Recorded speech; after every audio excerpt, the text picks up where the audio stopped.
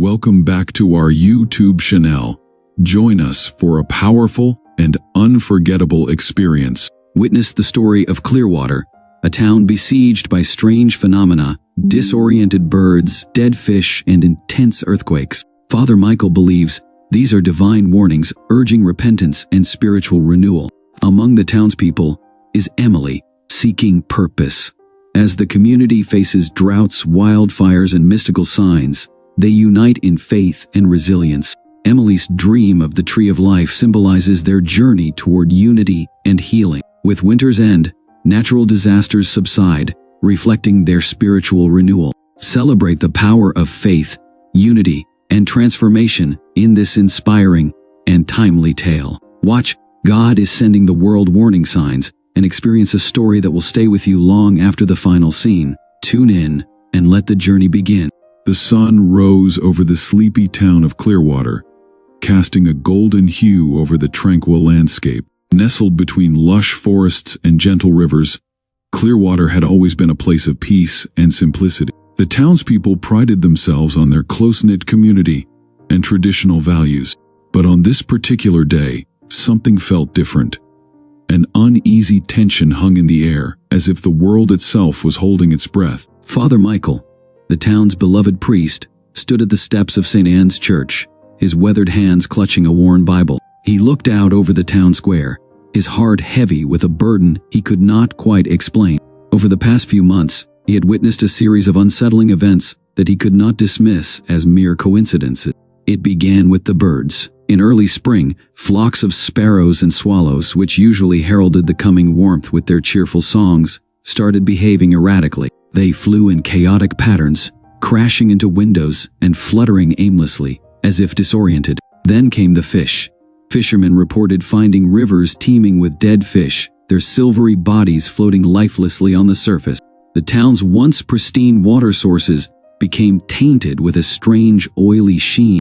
The first major shock came with the earthquakes. Clearwater had never been prone to such natural disasters, yet the ground began to tremble sporadically.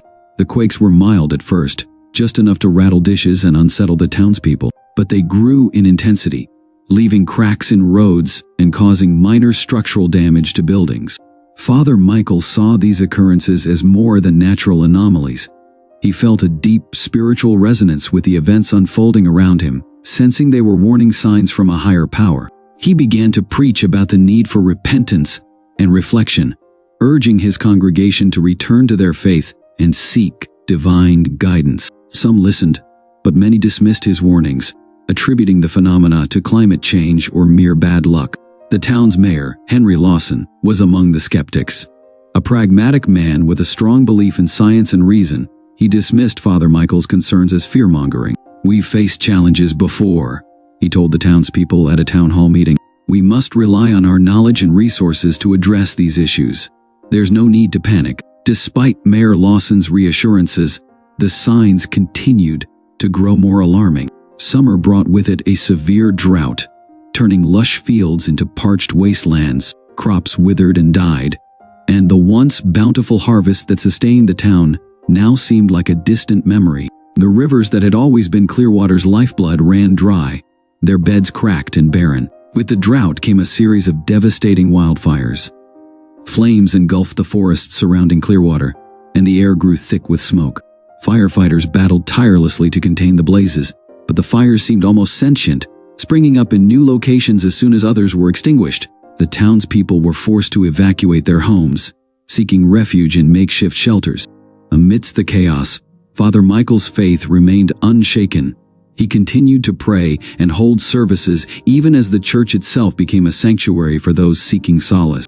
One evening, as the fires raged around them, he gathered a group of townspeople in the church's nave. The flickering candlelight cast long shadows on the walls as he spoke. "We are being called to attention," Father Michael said, his voice steady but filled with urgency. "These signs are not random. They are a message from God, urging us to change our ways. We must look within ourselves, seek forgiveness, and strive to live in harmony with one another and the world around us." Among the gathered was Emily, a young woman who had recently returned to Clearwater after years of living in the city. Disillusioned by the materialism and superficiality she encountered there, She had hoped to find peace and purpose in her hometown. Now, faced with the town's dire situation, she found herself questioning her faith and the path she had chosen. As Father Michael spoke, Emily felt a stirring within her. She had always been skeptical of religion, viewing it as an outdated institution, but the events she had witnessed, the inexplicable behavior of nature, the relentless disasters, made her reconsider. Perhaps there was something greater at play, something she had yet to understand. After the service, Emily approached Father Michael. "Do you really believe these are signs from God?" she asked, her voice tinged with uncertainty. Father Michael looked at her with kind, wise eyes. "I do, Emily. I believe we are being given an opportunity to reflect on our actions and make amends. It is a chance for redemption, if we choose to take it." Emily nodded, contemplating his words. She felt a strange sense of clarity, as if a veil had been lifted from her eyes. She decided then and there to commit herself to understanding the deeper meaning behind the signs, and to help her community in any way she could. As summer turned to autumn, the signs became even more pronounced. Flocks of migratory birds failed to appear, their absence leaving an eerie silence. Animals in the forests behaved erratically, often wandering into the town in a state of confusion. The weather grew increasingly unpredictable, with violent storms and sudden temperature drops causing further disruption. Despite the mounting challenges, a sense of unity began to emerge within the community. Inspired by Father Michael's unwavering faith and Emily's newfound dedication, the townspeople started coming together to support one another. They organized communal efforts to distribute food and water, rebuild damaged homes, and care for the sick and elderly. One evening, as the first snows of winter began to fall, Emily stood outside the church, looking up at the sky. The world seemed to be holding its breath once more, waiting for something to break the silence. She felt a presence beside her and turned to see Father Michael. "It's beautiful, isn't it?" he said, gazing at the snowflakes drifting down. Emily nodded. "It is, but I can't help but wonder what's coming next." Father Michael smiled gently. "We can't know for certain, but we can have faith that whatever happens, we are not alone. God is with us, guiding us through these trials."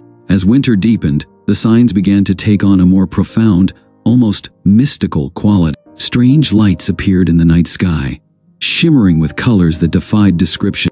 The northern lights, which were never seen this far south, danced above Clearwater in a mesmerizing display. People reported vivid dreams and visions, filled with symbols and messages that seemed to come from beyond. Father Michael encouraged the townspeople to share their experiences and to seek meaning in these phenomena.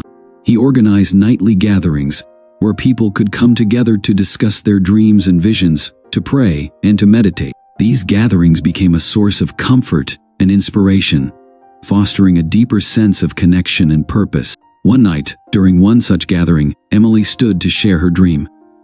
"I saw a great tree," she began, her voice filled with awe. It was ancient and towering, its branches stretching up to the heavens, its roots dug deep into the earth, connecting everything. There were people from all walks of life gathered around it, holding hands and singing. And then a voice spoke, saying, "This is the tree of life. Nourish it, and you shall find peace." The room fell silent as everyone absorbed her words. Father Michael stepped forward, placing a hand on Emily's shoulder. "Your dream is a powerful symbol, Emily. The tree of life represents unity, growth, and the interconnectedness of all creation. It is a reminder that we must come together, nurture our bonds, and care for the world and each other." As winter gave way to spring, the signs began to change. The earthquakes ceased and the wildfires dwindled. The rivers, once dry and lifeless, began to flow again, their waters clear and pure. Plants and trees, which had withered during the drought, started to bloom with renewed vigor. The town's once desolate fields became green and fertile once more. The townspeople saw these changes as a sign that their efforts were not in vain. They had faced the trials with faith, unity, and determination, and now it seemed that their prayers had been answered. The message of the signs had been heard, and they had taken steps to amend their ways. One sunny morning, the townspeople gathered in the town square for a celebration. It was a day of thanksgiving, a time to honor their resilience and the blessings they had received. Father Michael stood before them, his heart swelling with gratitude and pride. "We have faced many challenges," he began, his voice carrying across the square. But through it all, we remained steadfast in our faith and our commitment to one another. We heeded the warning signs, sought redemption, and worked together to create a better future. Today, we celebrate not just our survival, but our renewal. The crowd erupted in cheers and applause, their faces alight with joy. Emily stood among them, feeling a profound sense of fulfillment. She had found her purpose, not in material pursuits, but in serving her community and seeking a deeper connection with the divine. As the celebration continued, a sense of peace settled over Clearwater. The town had been tested and had emerged stronger, with a renewed understanding of their place in the world and their duty to protect it. They knew that challenges would come again, but they were ready to face them, guided by faith and the wisdom they had gained. In the years that followed, Clearwater flourished. The community remained close-knit, with a strong emphasis on sustainability and harmony with nature. They established practices to preserve their natural resources, celebrated their cultural and spiritual heritage, and continued to support one another through good times.